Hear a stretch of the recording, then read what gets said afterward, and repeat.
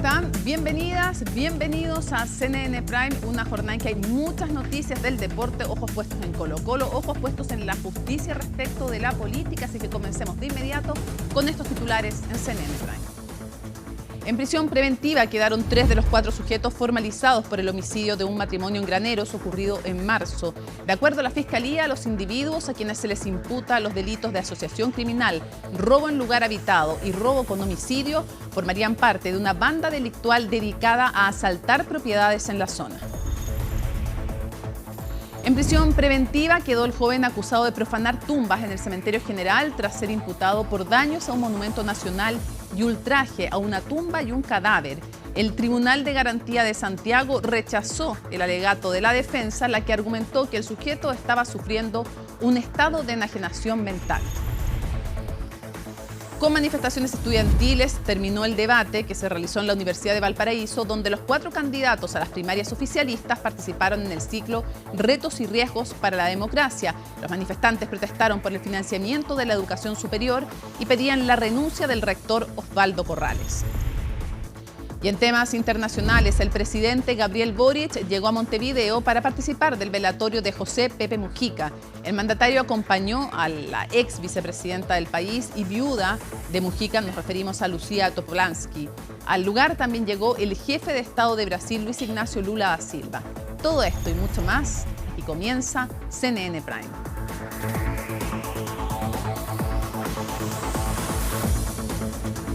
A Universidad de Chile, que en la cancha la verdad no está teniendo tantos problemas, son primeros en su grupo de la Copa Libertadores, pero el día de hoy la conversación que tuviste con la rectora Rosa de Bes fue replicada en todos lados. ¿Por qué?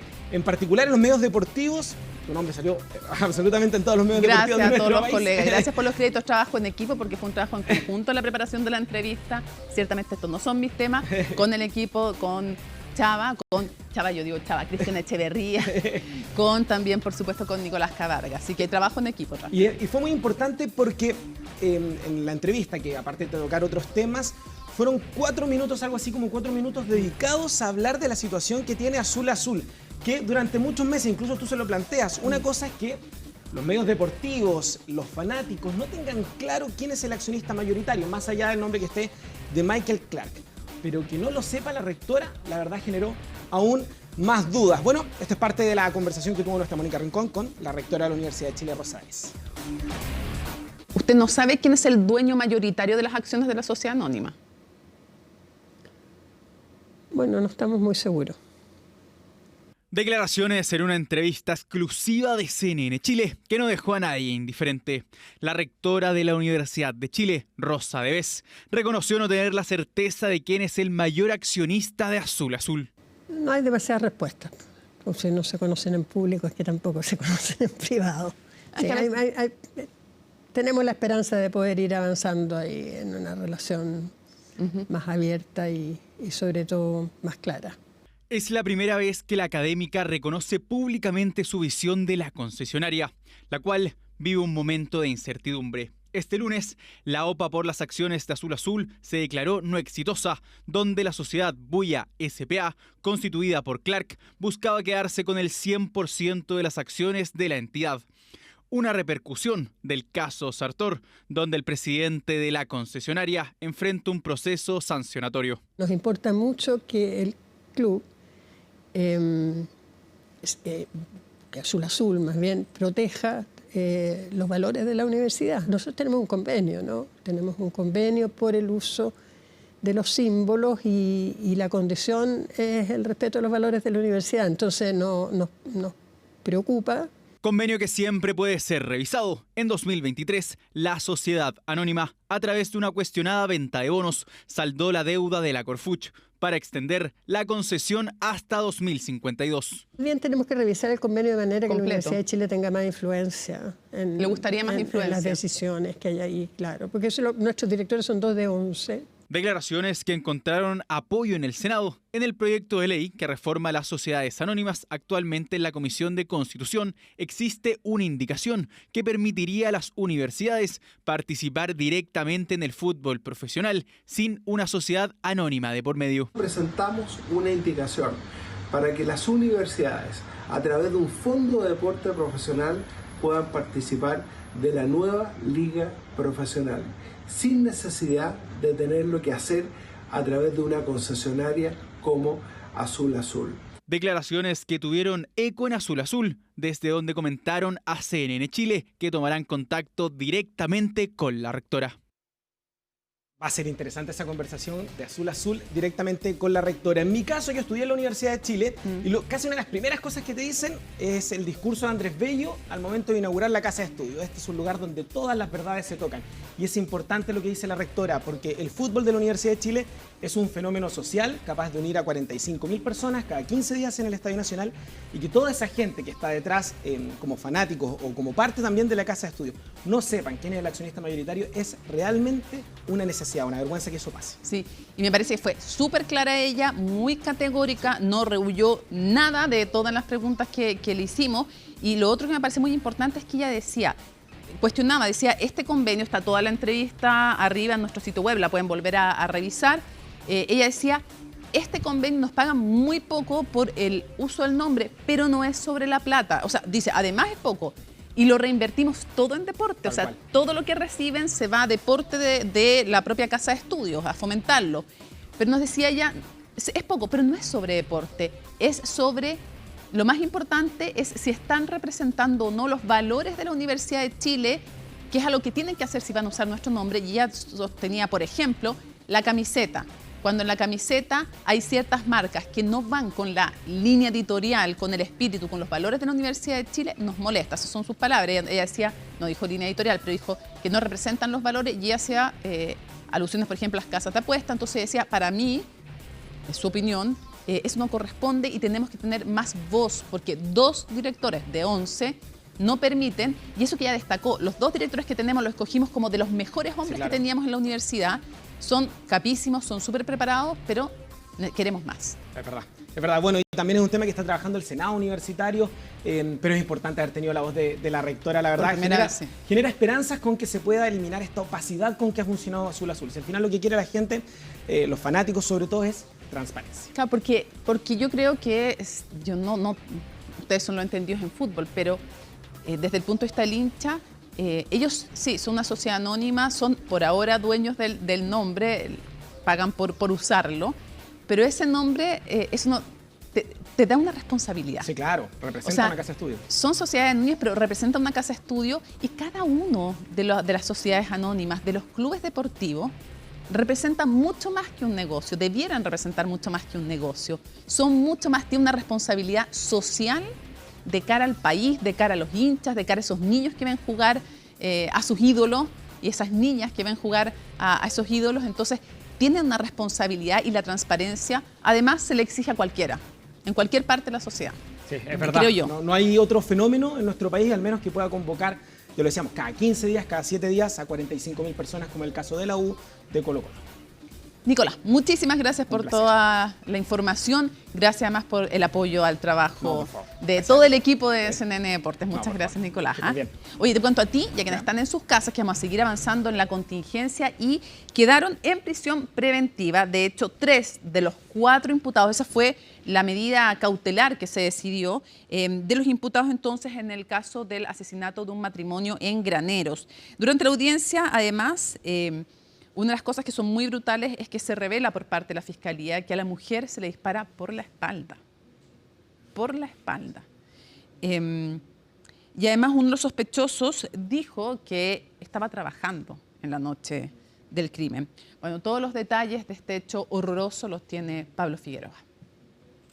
La audiencia había comenzado 3 horas tarde ante la inclusión de un 4.º acusado, pero la formalización por el crimen de 2 personas en Granero el pasado 11 de marzo avanzaba conforme a lo esperado. Estos hechos, a juicio del Ministerio Público, son constitutivos del delito de asociación criminal previsto y sancionado en el artículo 293 del Código Penal, del delito de robo en lugar habitado o destinado a la habitación previsto y sancionado en el artículo 440, número 1 del Código Penal, del delito de robo con homicidio, doble homicidio, del artículo 433, número 1, en relación al artículo 432, también del Código Penal, donde a todos los imputados le ha cabido participación en calidad de autores ejecutores, los cuales también todos se encuentran en grado de ejecución de consumado. E incluso esta petición de cargos ya conocidos, el Ministerio Público quería sumar otros por homicidio calificado por estas razones.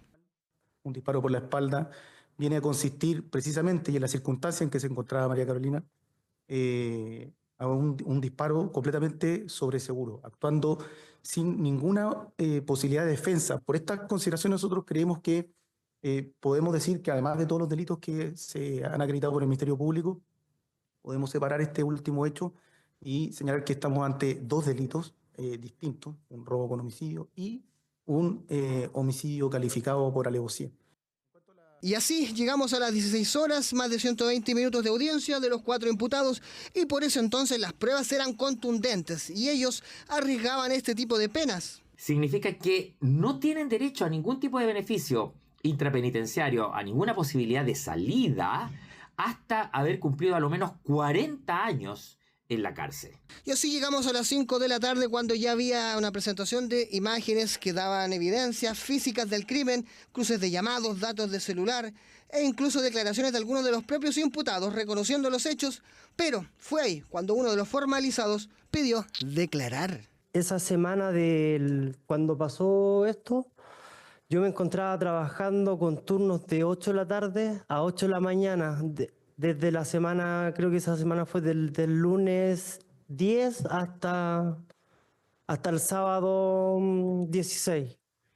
Y eso, y quería acotar también que yo no conozco a ni uno de ellos, y que también el celular que tengo, ese sí es mi número, y incluso pasé mi celular a los de la PDI para que corroboraran y vieran que no tengo ni una conversación porque no los conozco, tampoco son de mi edad, sino primera vez que los veo, y eso, y que creo que soy víctima igual con respecto a esto, porque me están involucrando en algo que no soy partícipe de.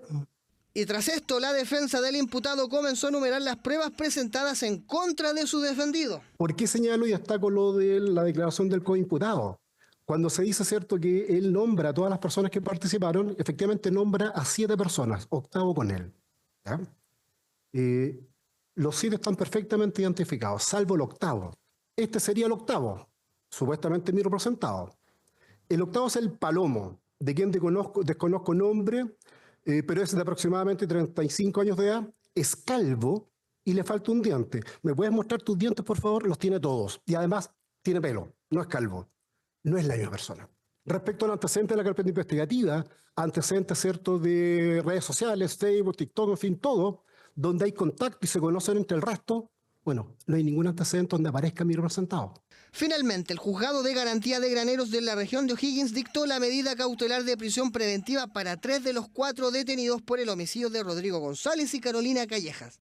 El cuarto, formalizado, por su parte, quedó solo con arresto domiciliario nocturno. Estamos satisfechos con la prisión preventiva decretada respecto de los 3 imputados. Respecto del cuarto, es algo que vamos a alegar ante la Ilustrísima Corte de Apelaciones de Rancagua. Hemos apelado verbalmente en la audiencia, por tanto, obviamente tenemos que esperar que resuelva la Corte. Nosotros creemos que los antecedentes que existen respecto de este cuarto de imputados son suficientes. El Ministerio Público apeló a la medida mientras se dictaron 250 días de investigación, mientras por ahora solo 4 de los 3 formalizados son para la justicia, un peligro para la sociedad. Vamos a seguir avanzando en otras informaciones cuando son las 8:23 y les contamos que en prisión preventiva quedó el sujeto que vandalizó varias sepulturas en el cementerio general, un hecho indignante. Aunque la defensa argumentó que el imputado padecería algún problema de salud mental, el tribunal, fíjense, que descartó que existiera alguna patología al momento de concretar los delitos. El informe es de Miguel Ángel Araya. Y hasta la audiencia se encuentra el imputado don Diego. Buenos días, su nombre completo. Diego Alejandro Soto Montero.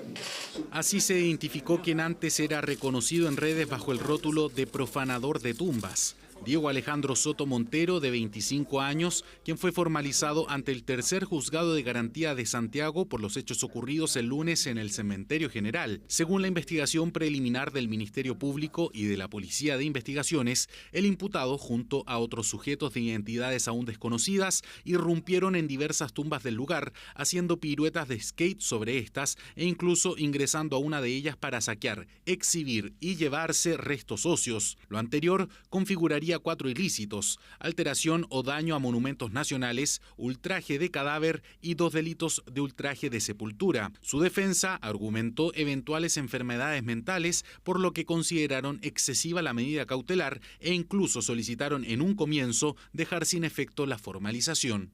La medida cautelar de prisión preventiva, a nuestro juicio, es una medida en extremo gravosa para este caso. Creemos que por tratarse de simples delitos y además por tratarse de una persona que no cuenta con antecedentes penales y además es una persona que cuenta con antecedentes de algún problema de salud mental, esta resolución que dispone la prisión preventiva se torna en extremo gravosa.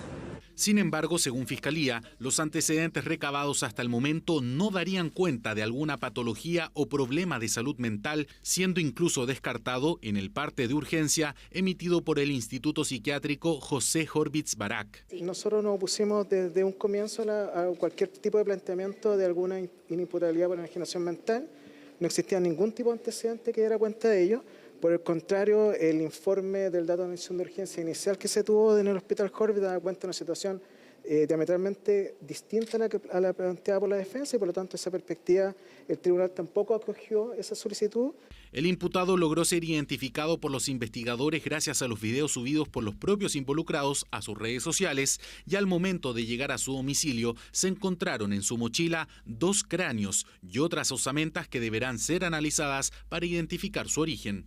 Se encontraron distintas osamentas, entre ellas al análisis preliminar del Departamento de Medicina Criminalística de la institución de la PDI, podría corresponder uno de los cráneos al cráneo que se exhibió en las redes sociales, pero además de eso habían más osamentas que de acuerdo al análisis del DEMECRI permite inferir que podrían haber a lo menos otros 3 cuerpos en el lugar o parte de estos cuerpos en el lugar. Entre las tumbas que fueron vandalizadas se encuentra la del expresidente Salvador Allende. El caso ya está siendo analizado por el gobierno para estudiar la posible presentación de querellas en su contra. Por lo tanto, lo que le corresponde al gobierno en este caso es evaluar esos antecedentes para poder determinar si corresponde o no la presentación de una querella por parte nuestra. Eso está en evaluación, es lo que se hace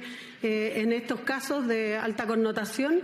La investigación quedó fijada en un plazo de 150 días. Mientras tanto, Diego Soto Montero deberá permanecer privado de libertad en la cárcel de Santiago I, aunque en el área médica, a la espera de realizarse nuevos exámenes para evaluar su salud mental. Pausa. Y al regreso aquí en CNN Prime vamos a estar con el exalcalde de Valparaíso, Jorge Sharp, ahora vocero también, apoyando a Jaime Mulet. Bueno, tenemos mucho que conversar, así que al regreso volvemos acá.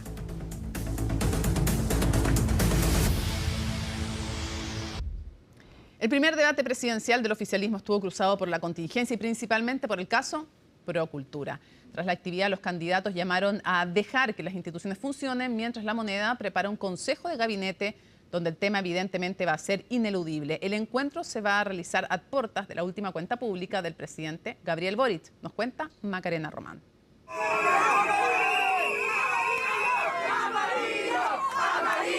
Caótica fue la salida del primer debate presidencial del oficialismo en el marco de las primarias presidenciales. Los candidatos tuvieron que enfrentar una manifestación de universitarios que aprovecharon el encuentro en la Universidad de Valparaíso para manifestarse por diversas problemáticas estudiantiles. Malestar que llega al mismo día en que Ixo-UDP dio a conocer una encuesta sobre las emociones de la ciudadanía. El temor alcanza un 57% de las impresiones cuando se pregunta sobre la situación del país, mientras que la rabia se ubica en el segundo lugar con el 56%. ¿Hacia qué instituciones se manifiesta esa rabia? Hacia los tres principales poderes del Estado, el gobierno, el poder judicial, porque no resuelve los problemas de la justicia, y en tercer lugar el Congreso, que no resuelve los problemas que están asociados a las preocupaciones ciudadanas. Un ejemplo contingente de aquello es el debate sin solución aún que se ha dado en el marco del caso Procultura, el que ha provocado diversos dimes y diretes al interior del mundo político. Entonces, la mayor contribución que podemos hacer los actores políticos a una investigación que se refiere a corrupción es apoyar la acción de la justicia.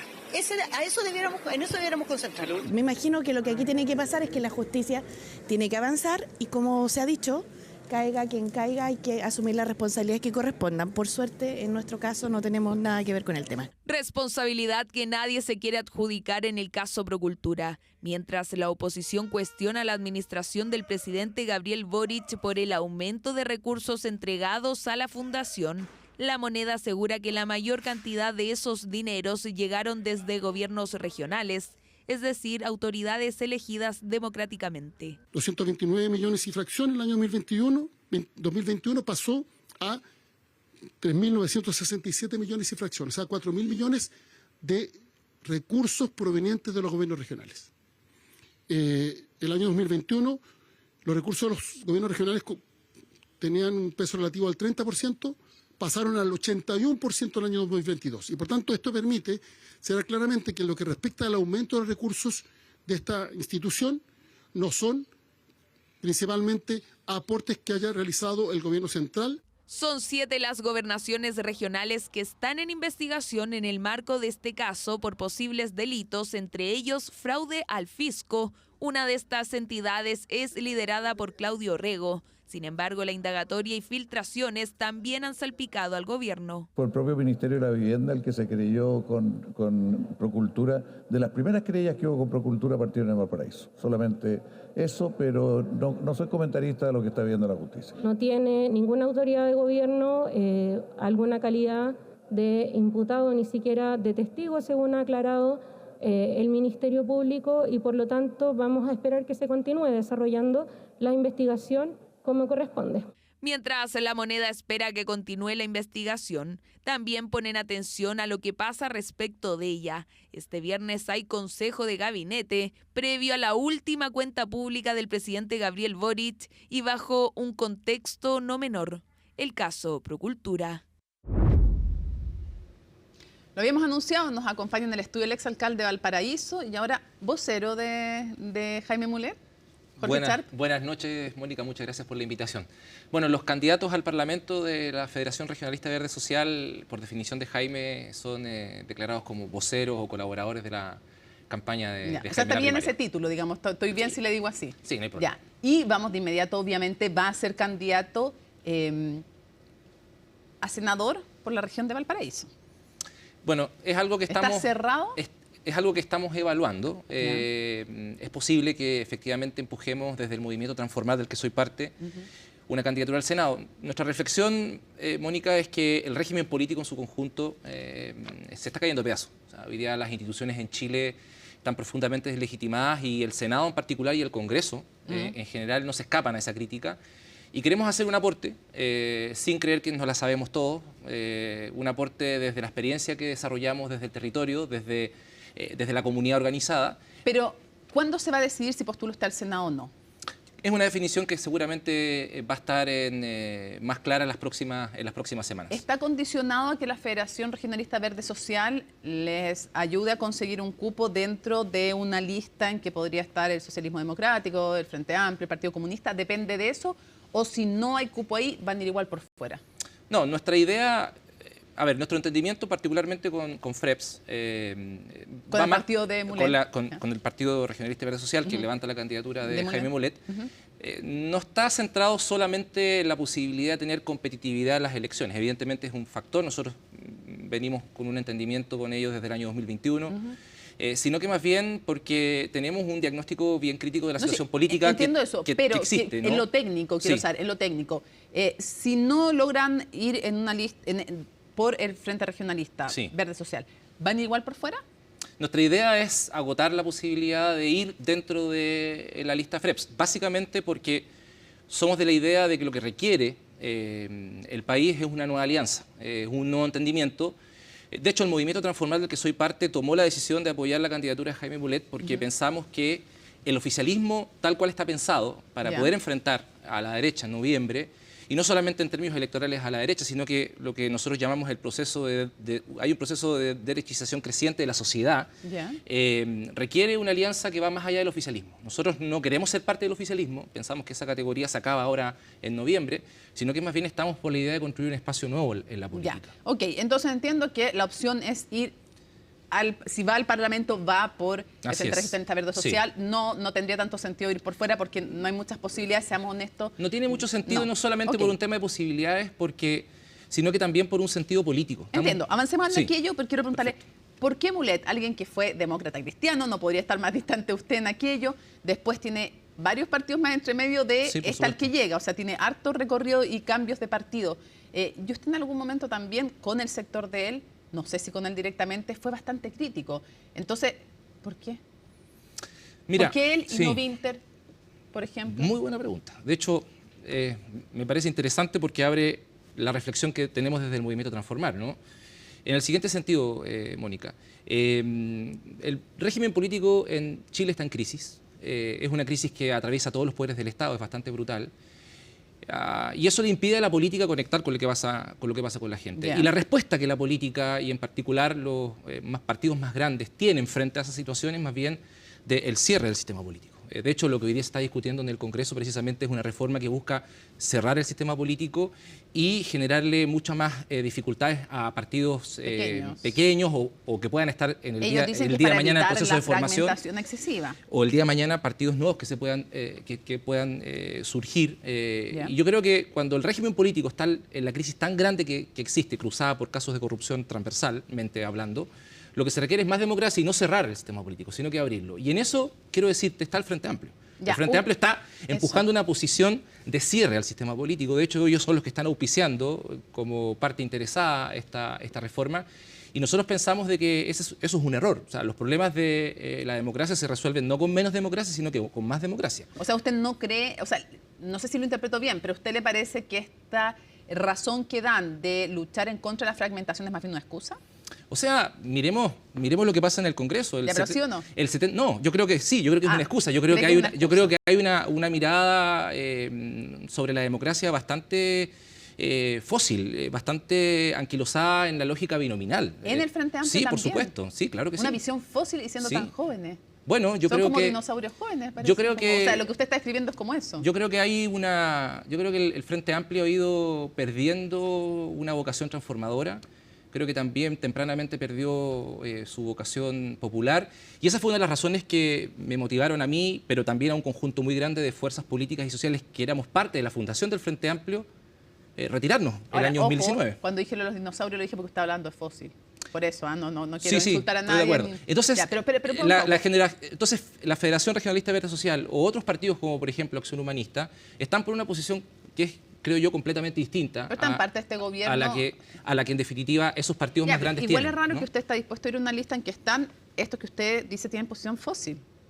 O sea, yo creo que una cosa... A ver, yo creo que a la gente no se le puede determinar solo por su trayectoria, sino que por lo que está haciendo en el presente. No, yo me refería a que usted estaba dispuesto a ir en una lista en que también estaría el Frente Amplio, por supuesto. Que usted califica de fósil. ¿Y cómo? Yo creo que es posible construir acuerdos con quien uno tiene diferencias. Yo tengo una diferencia política con el Frente Amplio. El Movimiento Transformar Chile, al que soy parte, tiene una diferencia política. Por eso nosotros nos fuimos del Frente Amplio en 2019. Pero entendemos que el Frente Amplio es un actor relevante en el escenario político. Obvio, pero además ellos han ganado elecciones y ustedes no. Por supuesto. O sea, nosotros hemos ganado elecciones también. Me refiero a elecciones presidenciales, por ejemplo, tienen parlamentarios, le ganaron a usted, a su candidata, le ganaron la alcaldía de Valparaíso. Digamos, la gente los ha preferido. Las elecciones son fotos del momento. La política es dinámica y todo eso puede cambiar. Una pregunta. Perdón, yo tuve una segunda reelección incluso con más votos de la primera y con más porcentaje de la primera. Entonces, yo creo que lo que se requiere hoy día, y en eso creo estamos todos convocados, es precisamente lo que te decía, Mónica, una nueva alianza que pueda enfrentar. Déjame hacer este punto. Que pueda enfrentar lo que está pasando hoy día en la sociedad chilena. Ya le voy a preguntar por eso que está pasando, pero antes quiero despejar un par de cosas. Adelante. Usted apoya entonces a Jaime Mulet como candidato presidencial. Él va a ir a una primaria. Puede ganar o puede perder. Las encuestas hasta ahora más bien dicen que va a perder que va a ganar. Pero le concedo que la rueda en la política no está clavada. Sí, claro. Nunca. Mi pregunta es, si gana Carolina Toá, ¿usted vota por Carolina Toá? Sí, claro. Lo mismo si gana Jaro Winter. Sí, por supuesto. Ya. Ese es el sentido de construir una nueva alianza. Mira, el movimiento Transformar Chile debe ser de los pocos movimientos que está, no siendo parte del oficialismo, tomó la decisión de ser parte de la primaria oficialista, apoyando una candidatura, porque tenemos la firme convicción de que es fundamental ampliar el marco político y social en el que hoy día la política está concentrada. El oficialismo como tal no alcanza para poder responder a lo que derechamente las encuestas están diciendo. O sea, tenemos 3 candidatos de derecha que están punteando los 3 primeros puestos. Hay una posibilidad real de que incluso 2 candidatos de derecha puedan pasar a segunda vuelta, y eso me parece tremendamente trágico. Creo que la percepción que tiene mucha gente en Chile es que en los ámbitos donde la vida se hace cotidianamente, educación, salud, transporte, en seguridad, en fin, en vivienda, la situación está igual o incluso peor, ¿no? Y eso quiero preguntarle porque usted tuvo una... ¿Usted se siente... A ver, se lo pregunto de otra forma. ¿Este gobierno ha sido mejor o peor de lo que usted esperaba? Pienso que el gobierno ha generado amplias frustraciones en mucha gente en Chile. Creo que había una expectativa muy grande en mucha gente de que cosas que se habían estado luchando por muchos años, incluso no necesariamente grandes cambios estructurales, sino que cosas que tienen que ver con la cotidianidad de millones de familias chilenas, se iban a abordar, y creo que no se abordó. No se abordó, por distintas razones. Yo creo que... ¿Usted está decepcionado de este gobierno? Creo que hay una frustración, ¿no? ¿Pero en usted también? ¿O porque usted no sé si está hablando de otros o se incluye? No, yo no he sido parte del gobierno. No, lo sé, pero yo le pregunto, cuando usted pensaba cómo iba a ser ¿este gobierno ha sido mejor o peor de lo que usted esperaba? Yo pienso que no ha cumplido con varias de las expectativas que el gobierno mismo incluso planteó en su momento. Creo que una cuestión que es fundamental, que es parte del debate, yo espero, de la primaria presidencial, es precisamente el del modelo de desarrollo. La discusión en Chile sobre el modelo de desarrollo, sobre cómo superamos el neoliberalismo que hoy día en Chile está en crisis. Pareciera ser que vivimos permanentemente en crisis. Hoy día tenemos una nueva crisis, aparte de las que existen, económica, social, vivienda, ambiental, la crisis de la natalidad. Es como que vivimos permanentemente en un régimen de crisis donde todo parece normal, ¿no? Ahora, los otros candidatos no parecen querer superar, no sé, capaz que el neoliberalismo sí, el capitalismo no sé, porque son cosas distintas. Mira, son categorías distintas. Eso es parte del debate de la primaria. Y una pregunta, pero ojo, la primaria tiene un objetivo, a mi juicio, fundamental. Si los candidatos, y ahí yo reconozco valor en la candidatura de Jaime Mulet, asumen de que con la misma base de apoyo que el oficialismo tiene hoy, se va a ganar a la derecha en noviembre, está completamente perdido y equivocado. O sea, lo que hay que hacer, más que mirar al centro, a la derecha y a la izquierda, hay que mirar hacia abajo, hacia lo que está pasando hoy día en la sociedad chilena. Y eso, creo yo, Mónica, la derecha lo está haciendo con mucha más efectividad. El progresismo, incluso la izquierda... ¿La derecha está conectando mejor con la gente? Sí, por supuesto, porque la derecha está mirando más a la sociedad que a las instituciones. La izquierda y el progresismo, de la que yo soy parte de la izquierda chilena, ¿no? Soy parte de un movimiento que viene de esa trayectoria, mira más a las instituciones que a la sociedad.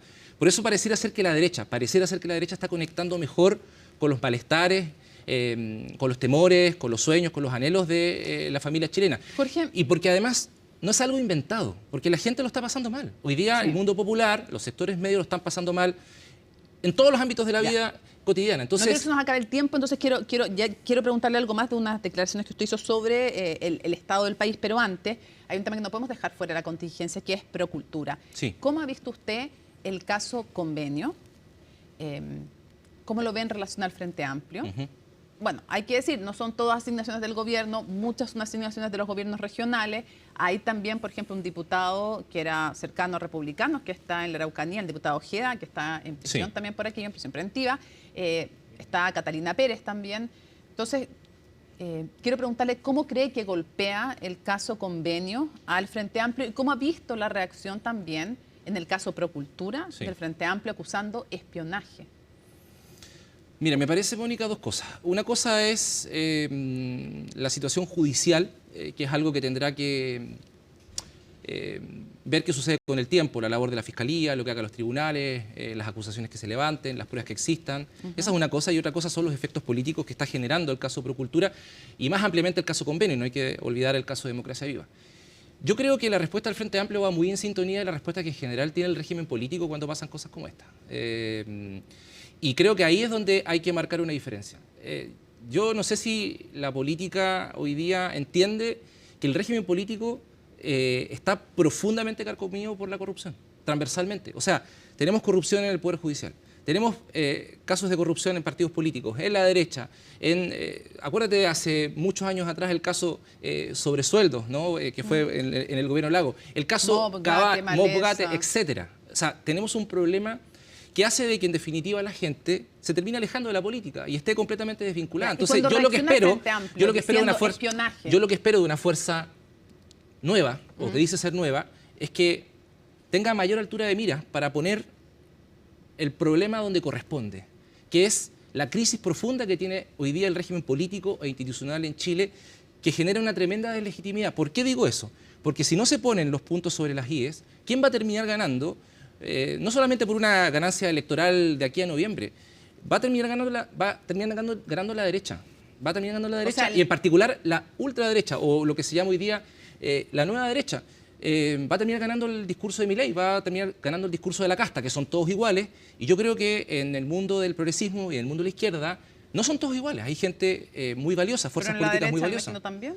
Yo creo que la derecha tiene sobre esto una respuesta aprendida, o sea, lo que hace la derecha es echarle la culpa al Frente Amplio, a la Concertación, al otro, pero no mira su propia situación, ¿no? Obvio, muy porque crítica.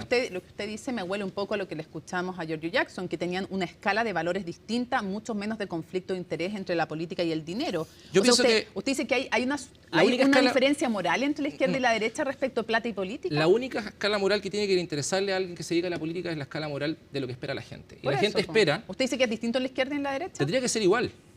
Tendría que ser exactamente igual. Por eso que cuando usted me decía que hay algo distinto en el progresismo, ¿por qué por ser progresismo tiene que haber algo distinto? O sea, yo apelo que las ideas, yo espero que las ideas, aquellas fuerzas que empujan ideas de igualdad, bienestar, dignidad, efectivamente, no estén vinculados a casos como estos. Pero como una aspiración, digamos. Lógico, pero eso evidentemente no es así.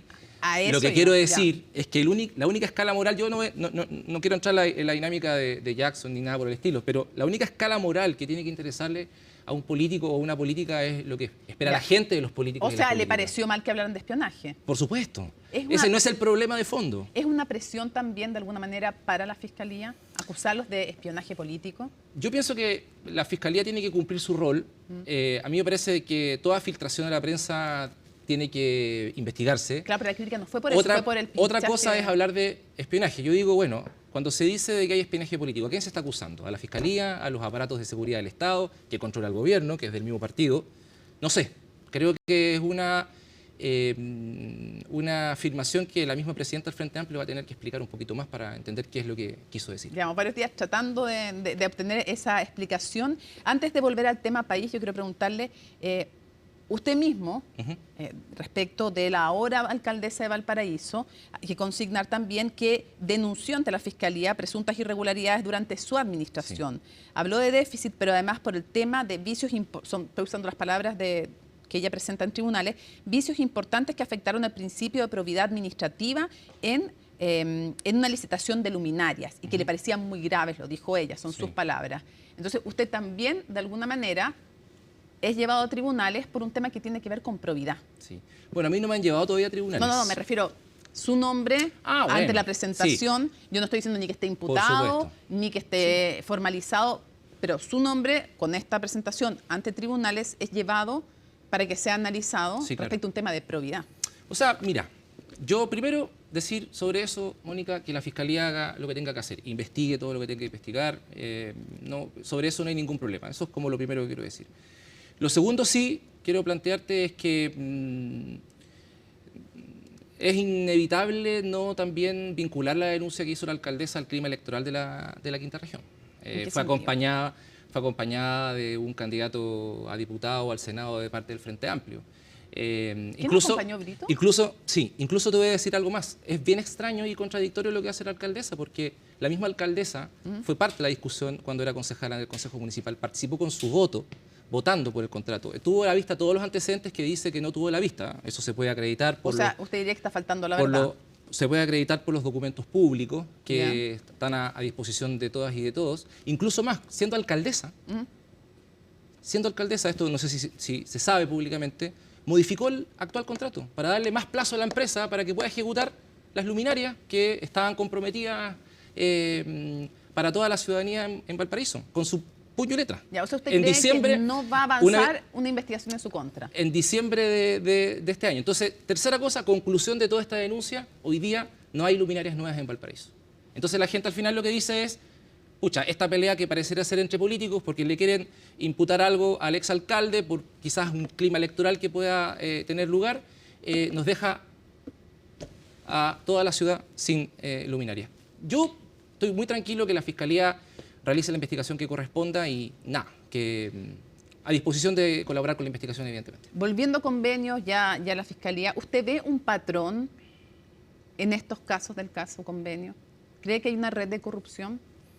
Bueno, eso es algo que tendrá que determinar los tribunales. Lo que sí veo es un patrón alarmante, grave, en el régimen político en su conjunto. O sea, el caso convenio, el caso audio, no es parte de una excepción a la regla, es lamentablemente la regla general del régimen político. Entonces, la política en Chile se está cayendo a pedazos y yo lo que aspiro desde el movimiento Transformar del que soy parte es que ejercicios democráticos como los de la primaria permitan precisamente plantear una alternativa a esa crisis que está teniendo lugar. ¿No vamos a encontrar corrupción en ustedes?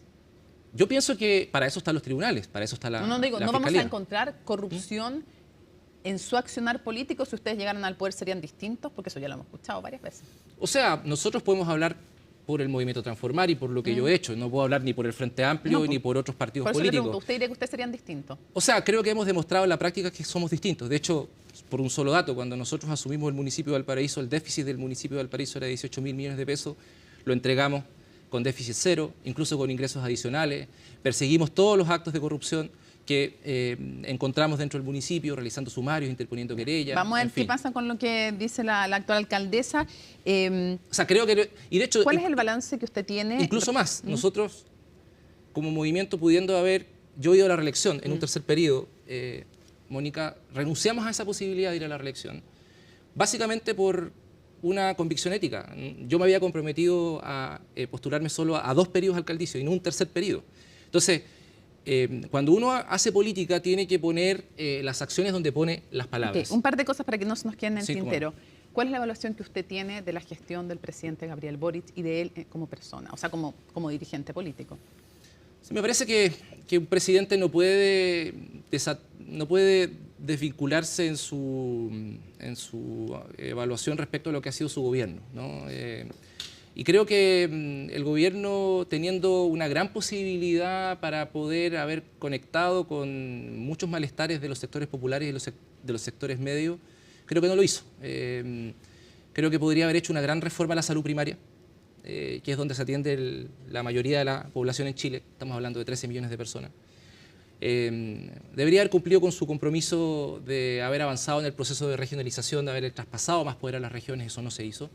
Yo entiendo que el presidente de la República también tuvo que navegar en aguas bien complejas, tuvo una oposición bastante dura de parte de la derecha y creo que es un balance, a mi juicio, que seguramente va a ir madurando un poco más en el tiempo. ¿Pero más negativo que positivo a su juicio? O sea, me parece que se debería haber avanzado al menos, por ejemplo, la discusión sobre el modelo de desarrollo y eso lamentablemente no se hizo con toda la fuerza que se debía. ¿Pero aprueba o reprueba? No, es indiferente decir si apruebo o repruebo, si al final... Es para entender si es positivo o negativo su balance. O sea, siempre, evidentemente, siempre es positivo que una presidencia de ideas de cambio pueda tener la oportunidad de concretar. Las otras cosas que lo pueda realizar o no. No me queda claro si usted dice, y yo tengo la expectativa que muchos ámbitos no fue un buen gobierno y en otros ámbitos sí. O sea, si yo digo, el copago cero es una buena noticia, por supuesto que es una buena noticia. Si hablo sobre el royalty minero para los municipios, evidentemente es una muy buena noticia. Pero hay grandes agendas que no se tocaron, como la agenda del modelo de desarrollo, la agenda de la educación pública, la agenda de la atención primaria de salud. Creo que, quiero decirlo, el gobierno está al debe en el proceso de reconstrucción en Viña del Mar, Villa Alemana y Quilpué. O, por ejemplo, que es algo que esperamos que el presidente de la República anuncie el 1 de junio en su cuenta pública, que por fin los puertos en Chile puedan tributar, que es una demanda que viene hace 20, 30 años en la ciudad. Royalty portuario. Royalty portuario. O sea, es una demanda que va muy en la línea de lo que... Que algo que rechazan muchos sectores, que dicen que sería, pero la muerte... No, todo lo contrario. Yo creo que los grandes países portuarios del mundo tienen royalty portuario y funcionan bastante bien. Y para cerrar, si usted hiciera la raya para la suma, quisiera entender, hay cosas positivas, me dice, hay cosas negativas. ¿Hay más cosas positivas o más cosas negativas? Quiero entender si su balance está teñido más de positivo o de negativo. Es que pasa que el balance del gobierno no puedo desatenderlo de la situación política que vive el país. Y para mí la situación política del país es negativa. O sea, Chile hoy día políticamente, el país no va bien, en general. Usted, sus palabras fueron otras, sus palabras más allá de decir, buscando las palabras respecto a cómo lo ha hecho el presidente en particular. Este país se está yendo al carajo. Pero si la gente lo percibe así. O sea, Mónica, cuando tú tienes una crisis de vivienda tan grande como la que hoy día existe, más de 700.000 viviendas que deben construirse y no se han hecho, cuando la educación pública no se le dio el impulso que debía, o por ejemplo lo que sucede en la atención primaria de salud. O sea, la política se gastó años en discutir sobre las ISAPRES, seguro privado de salud, que solamente impacta la vida de 3 millones de personas, y no ha discutido qué pasa en los consultorios en Chile, donde se atiende 13 millones de personas, 14 millones de personas. Entonces, yo creo que la política en general tiene sus prioridades, a mi juicio, puestas en un lugar que no es el lugar de la gente. ¿Y su evaluación del proyecto político del Frente Amplio? ¿Cómo uno puede decir cómo maduró ese proyecto o cómo envejeció ese proyecto? ¿Qué diría usted? ¿Qué pasó con ese proyecto? Es un proyecto distinto al proyecto original del que yo fui parte, evidentemente. Porque creo que el Frente Amplio fue perdiendo su vocación transformadora. Creo que también abandonó la vocación popular. Y esas fueron las razones que nos llevaron a muchos y muchas el 2019, en el marco del estallido social, a dar un paso al costado. Ahora, el Frente Amplio evidentemente tiene un valor en la política. Hay mucha gente en el Frente Amplio que hace un aporte en el Congreso, a nivel municipal, a nivel de concejales, a nivel de movimientos sociales muy valioso. Pero es un proyecto político distinto al que tiene el Movimiento Transformar Chile. Y si bien tenemos diferencias, también podemos entendernos. De hecho, nosotros somos de la idea, un poco lo que te decía al inicio, de construir una nueva alianza donde no haya vetos ni exclusiones de ningún tipo, sino que todas y todos los que se sientan convocados a construir un nuevo lugar para poder enfrentar este avance político y social que ha tenido la derecha, tengan un espacio y tengan un lugar.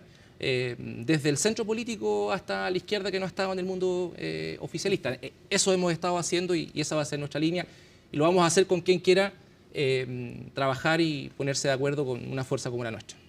Jorge Sharp, muchísimas gracias por habernos acompañado en CNN Prime. Vamos a estar conversando y vamos a ver cómo le va a su candidato Jaime Mulet. Que vote mucha gente en las primarias. Eso creo que sería tremendamente importante. Es la mejor forma de enfrentar a la derecha. Muchas gracias por acompañarnos. ¿A usted? Buenas noches. Bueno, fíjense que en conversación con CNN Prime, el diputado y presidente de la Democracia Cristiana, Alberto Undurraga, exigió disculpas públicas por parte del Frente Amplio tras los dichos de su timonel respecto al caso Procultura y el vínculo entre Alberto Larraín y la Falange. Esta jornada, desde la colectividad liderada por Constanza Martínez, abordaron el tema, pero con algunos matices. Colomba Eichholz nos cuenta.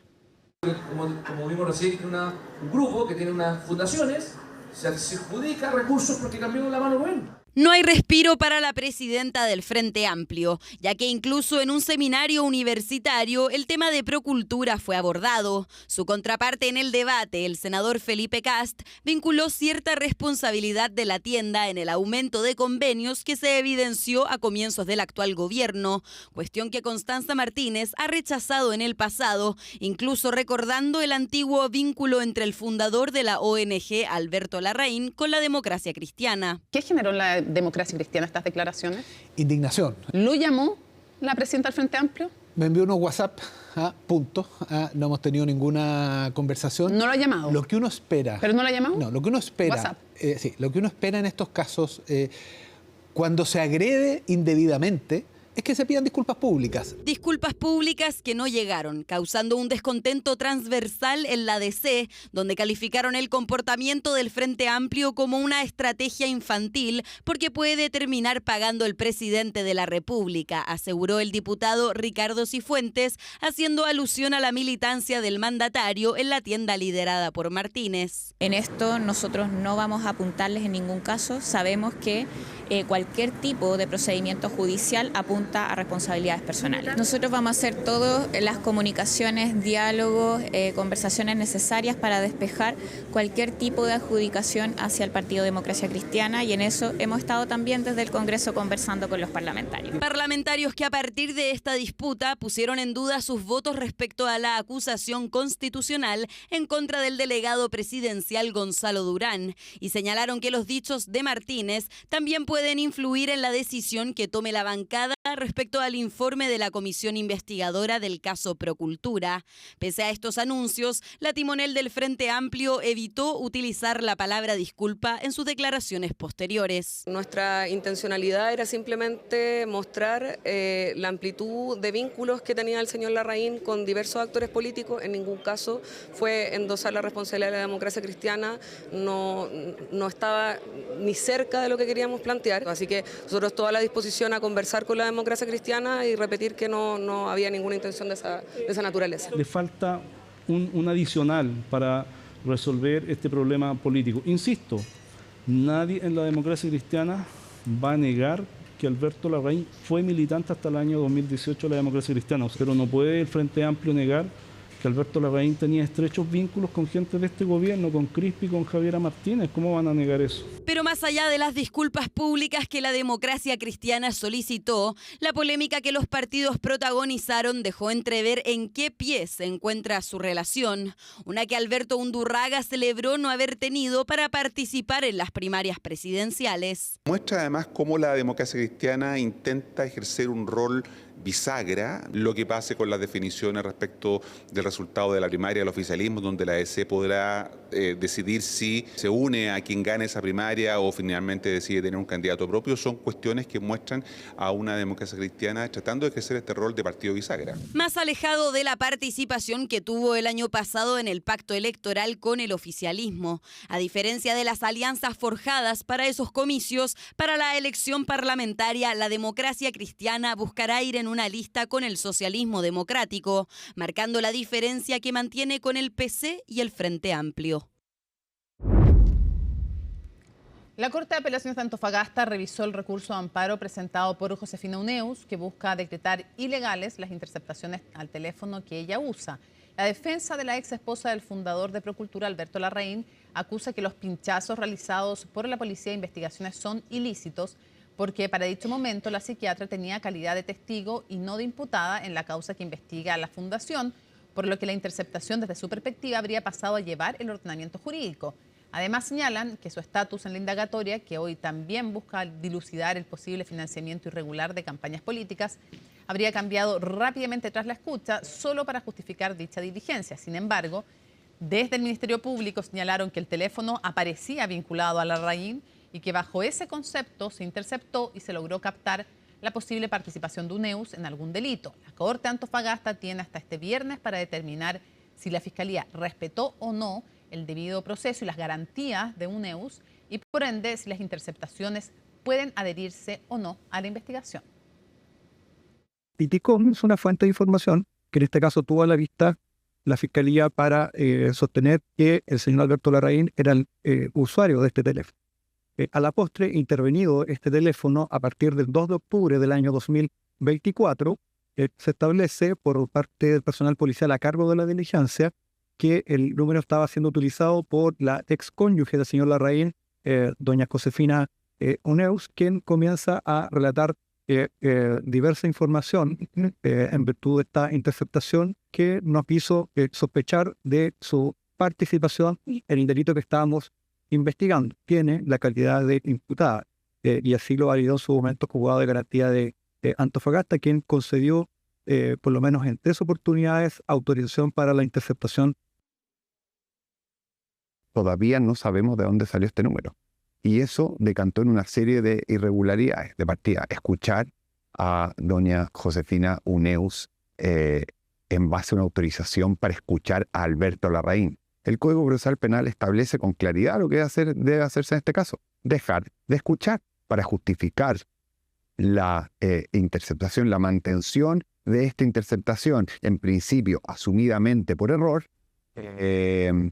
El juzgado de garantía la incrimina y la trata de imputada en circunstancias que el propio Ministerio Público la caracterizaba como testigo. Entonces, la cuestión es ilegal en tantos niveles. Casi toda la población adulta de Chile ha utilizado alguna vez un fintech. Se trata de las empresas que usan tecnología para la industria financiera y que desafiaron con éxito a la banca tradicional. Natalia Muñoz nos muestra cómo han crecido y atraen a fondos de inversión que apuestan por ellas. ¿Te imaginas que de la misma forma como vitrineas ropa o viajes, ahora es posible cotizar un crédito de consumo?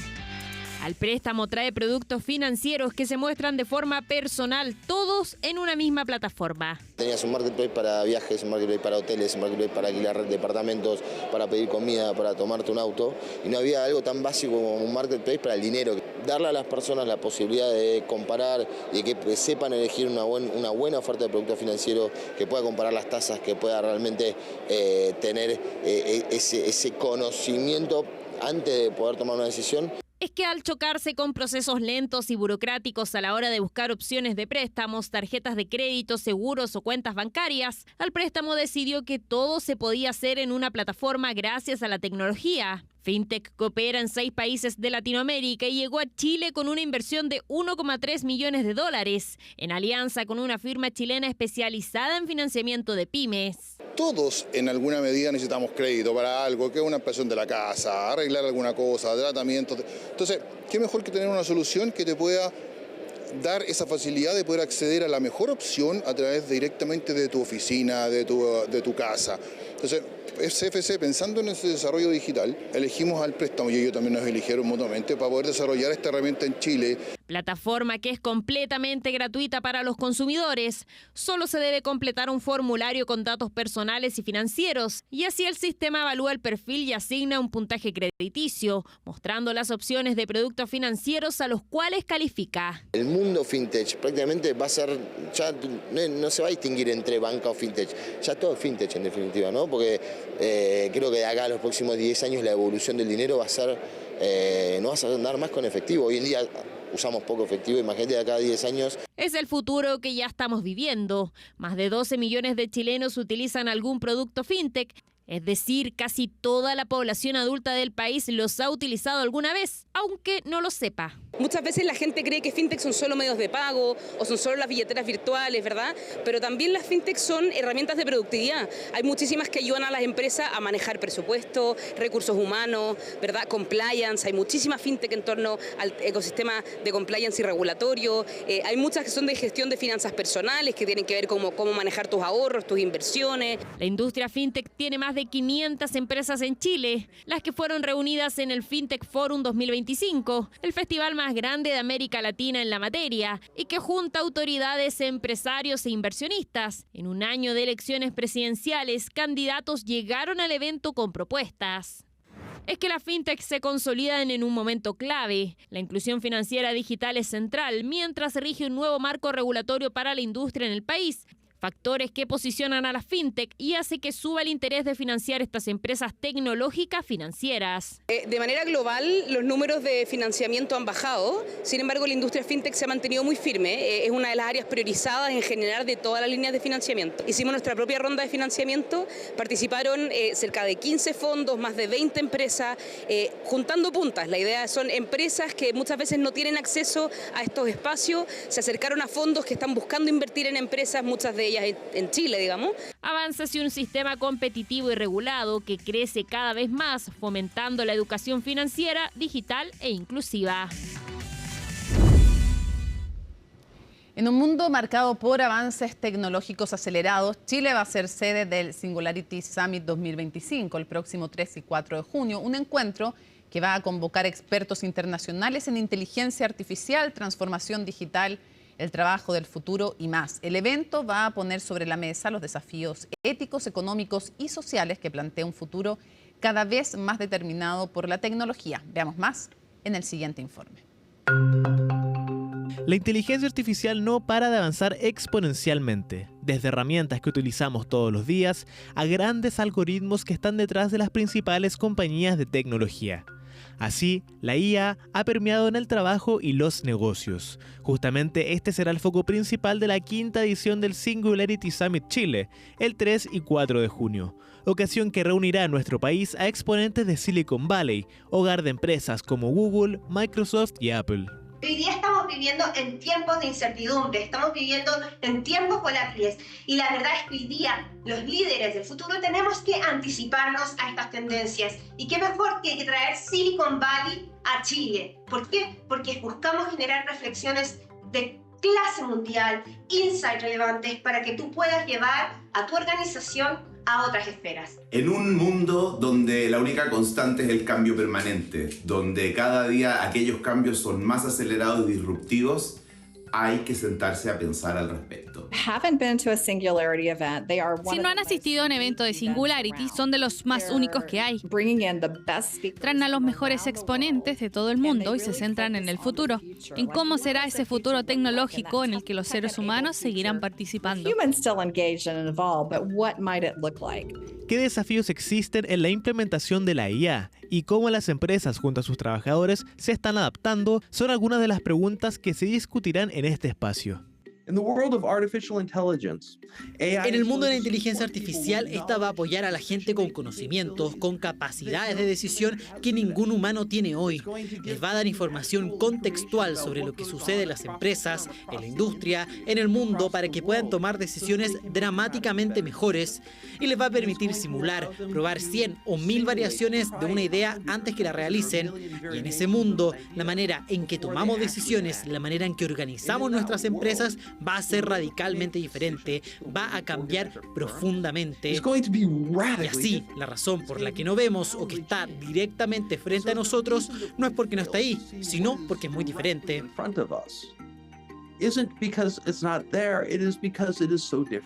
Actualmente, saber cómo aplicar correctamente la inteligencia artificial en el trabajo es uno de los principales desafíos. Que la IA esté primero, se trata de pensar primero en cómo la IA puede ayudarte en tu problema de negocios. No pensar primero en la tecnología, sino pensar en el resultado de negocios que necesito. Cómo la IA me puede ayudar como una herramienta o como un compañero de equipo.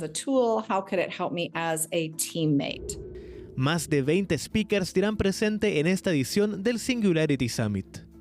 Singularity es donde los líderes de gobierno, negocios y personas creativas se juntan para realmente explorar lo que se viene, llegar a acuerdos en lo que se puede hacer y empujar ese futuro.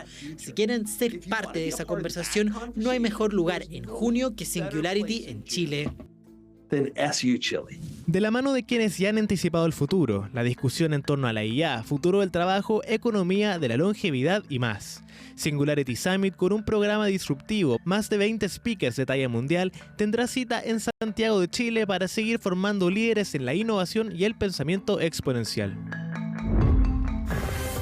9:14 junto a Alicia Contreras, nuestra editora internacional, revisamos las noticias del mundo.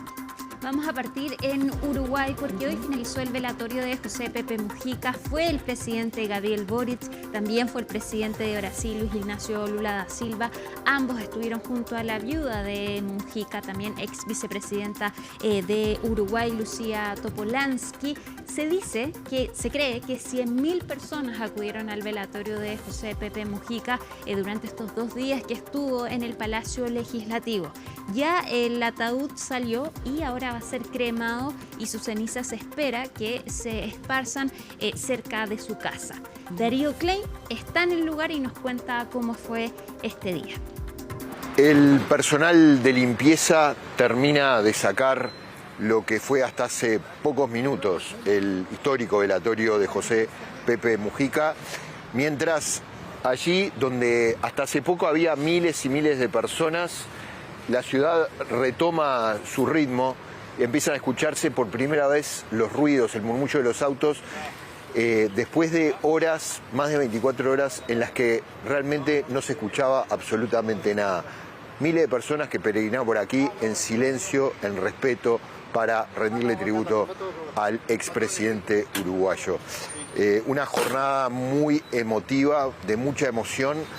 Desde aquí fue donde se fue el féretro en el carruaje de la empresa funeraria.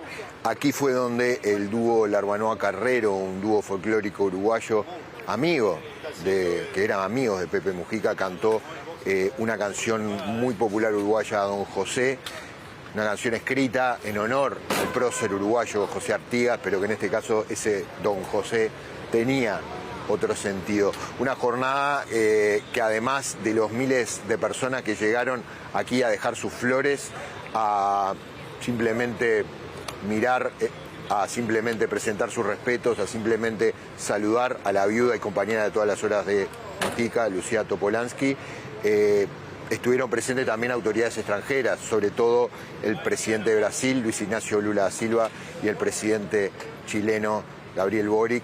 Lula da Silva que dijo después que se llevaba el recuerdo de Mujica, a quien definió como un ser superior.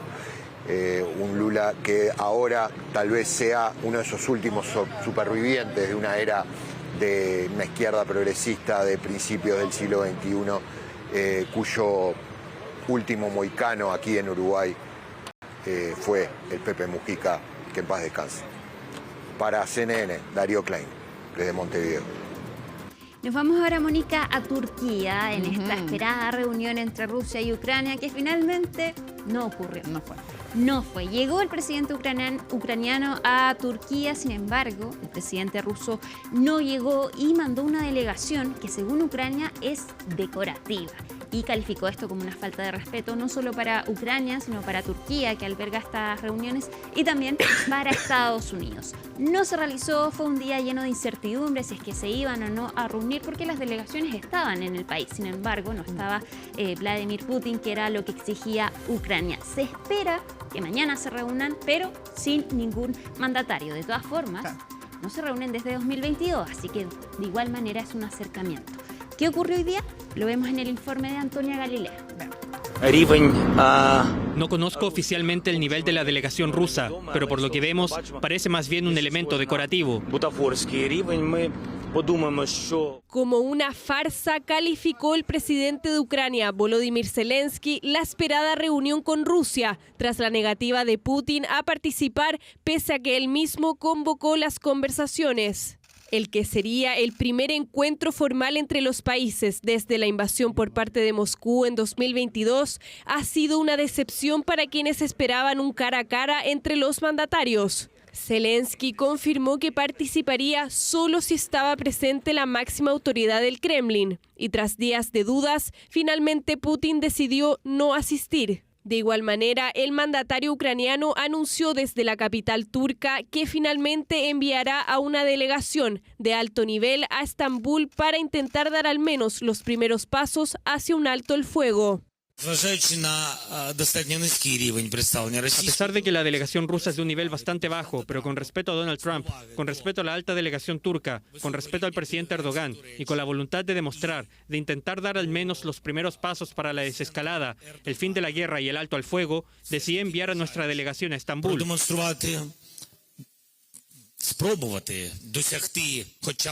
El motivo de este encuentro se debe a la presión de los líderes europeos tras una reunión el sábado en Kiev para que el Kremlin acepte un alto el fuego completo e incondicional de 30 días. Ante la petición de Occidente, Putin propuso realizar conversaciones directas con Ucrania en Estambul. Zelensky, que instó a su par a encontrarse frente a frente, quedó a la espera de un diálogo que aún no se podrá dar. Pese a esto, los enviados por Moscú asistirán a una reunión sin las cabezas de ambos países. Nuestra delegación oficial ha sido designada por orden del presidente y cuenta con todas las competencias y facultades necesarias para negociar. La delegación mantiene una actitud constructiva, buscando posibles soluciones y puntos de contacto. El objetivo de las negociaciones directas con la parte ucraniana es, tarde o temprano, establecer una paz duradera, eliminando las causas fundamentales del conflicto. Donald Trump, quien se había pronunciado a favor del encuentro, tampoco asistirá. El mandatario, que estaba en plena gira por Medio Oriente, se había mostrado dispuesto a unirse a las conversaciones, como parte de sus esfuerzos por mediar un cese de hostilidades. Sin embargo, se vio obligado a sumarse a la decisión de su homólogo ruso. Nothing's going to happen until Putin and I get together, okay?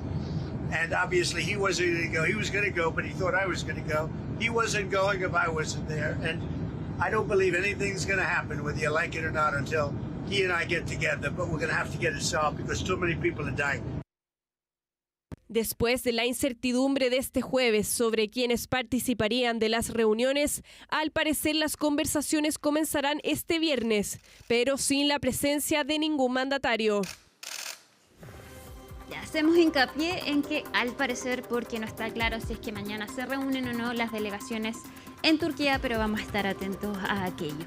Nos vamos ahora a estas imágenes caóticas que dejó el partido entre el Español y el Barcelona. Fue previo al encuentro donde hubo un atropello masivo. 13 hinchas quedaron heridos después de que ocurriera este atropello. El partido se detuvo, pero finalmente se reanuda y algunos hinchas salieron del lugar en protesta. Se descarta cualquier tipo de ataque porque se dice que era una conductora que perdió el control y no hay ningún herido de gravedad. Pero de todas maneras fue caótico ese momento porque también estaban intentando agredir a esta conductora que perdió el control de su automóvil.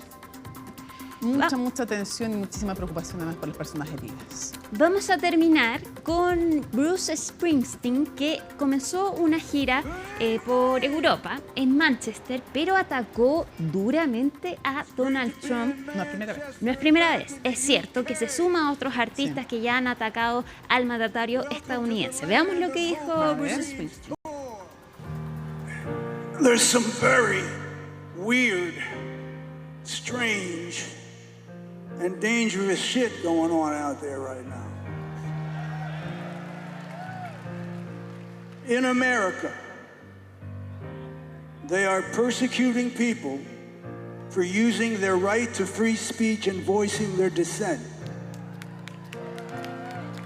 This is happening now.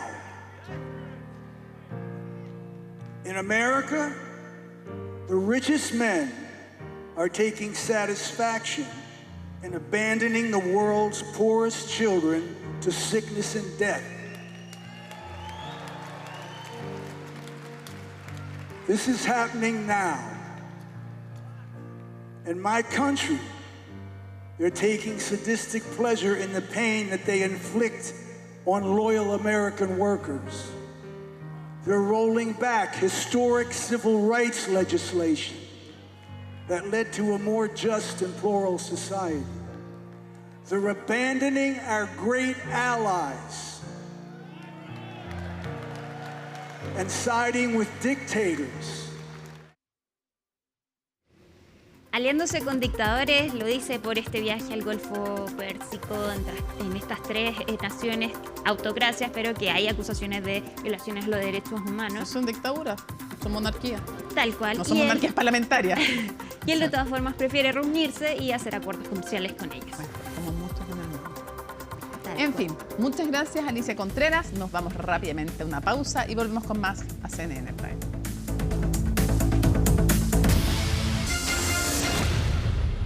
Volvemos a CNN Prime con CNN Deportes. Faltan pocos días para la Maratón de Santiago. El atleta chileno Hugo Catrileo continúa su preparación para este nuevo desafío, aunque esta vez alejado de la capital, junto a Adidas y su campaña You Got This.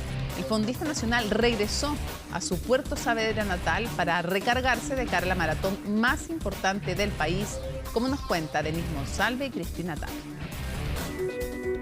Medallista panamericano en Santiago 2023. Cuarto de la Maratón de Houston 2025 y recorre nacional en los 42 kilómetros. Hugo Catrileo, fondista y trotamundos, se enfrentará a un nuevo desafío. Pero antes, vuelve donde todo comenzó. Aquí Puerto Saavedra es mi primer lugar, digo, de donde comienzo, donde comienza todo, donde descubro mis capacidades hoy por hoy deportivas. Enero de 1997, el sur de Chile recibía una futura promesa del deporte. Sin pistas, sin indumentaria, pero con las ganas de lograr algo para sus cercanos y su país. Y ya totalmente los entrenamientos los hace aquí mismo, este sector que estamos aquí.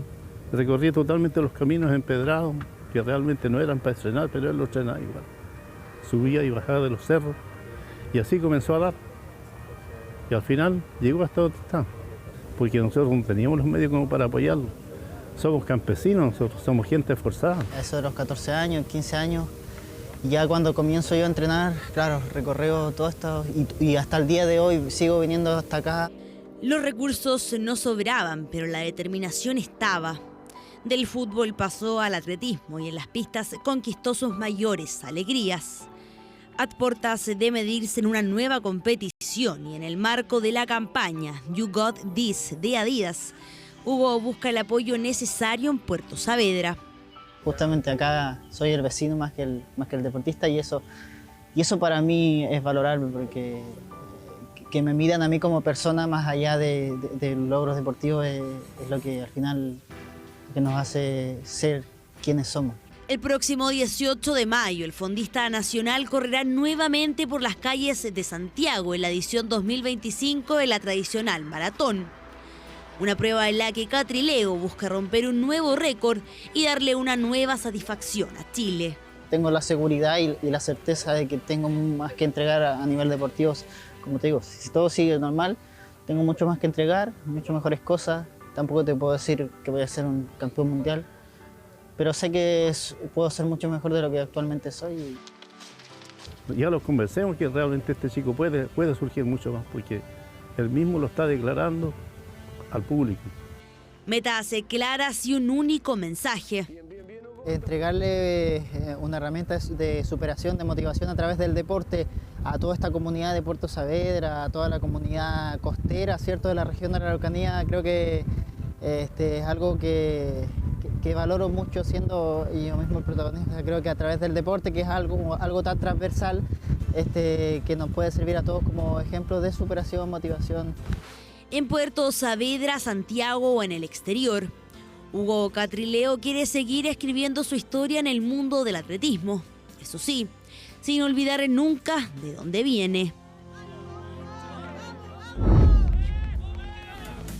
Bueno, y termina CNN Prime, pero hoy día es día jueves, por lo tanto, ¿qué tenemos? CNN Íntimo, así es que no se lo pierdan junto a Matilde Burgos, pronta a retornar después de su reporteo tremendo, impecable desde el Vaticano. Así es que quedan en excelente compañía y luego, por supuesto, última mirada. Así es que quedan en excelente compañía. Jueves 15 de mayo. Así estuvo nuestro país y el mundo. Somos CNN Chile. Buenas noches.